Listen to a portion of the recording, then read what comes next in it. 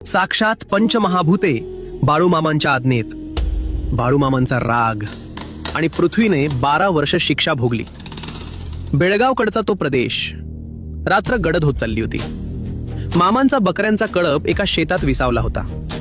ही साधी गोष्ट नव्हती। बकऱ्या रात्रभर शेतात राहिल्या की जमिनीला सोन्यासारखे खत मिळायचे आणि म्हणूनच जमीन मालक चहा पाणी भोजन आणि योग्य धान्य देत असतात। पण हा शेतकरी श्रीमंत गर्विष्ठ आणि अतिशय कंजूष।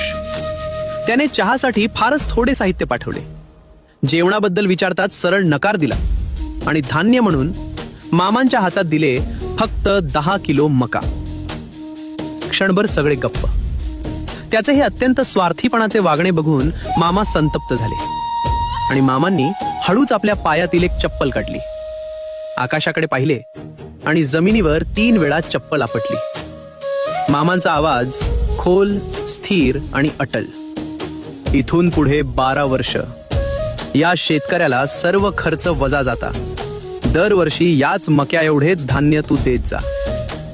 क्षणात हवा स्तब्ध झाली। मामांनी एकही शाप दिला नव्हता, फक्त आज्ञा दिली होती। बकऱ्यांचा तळ पुढे निघून गेला, काळ पुढे सरकला। मामा कदाचित ही घटना विसरलेही असतील, पण पृथ्वी विसरली नाही।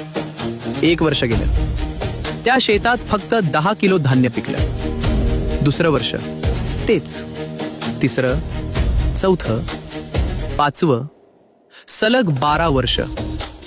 कितीही एकर जमीन असो, कितीही मेहनत केली तरी फक्त 10 किलो तेवढंच धान्य।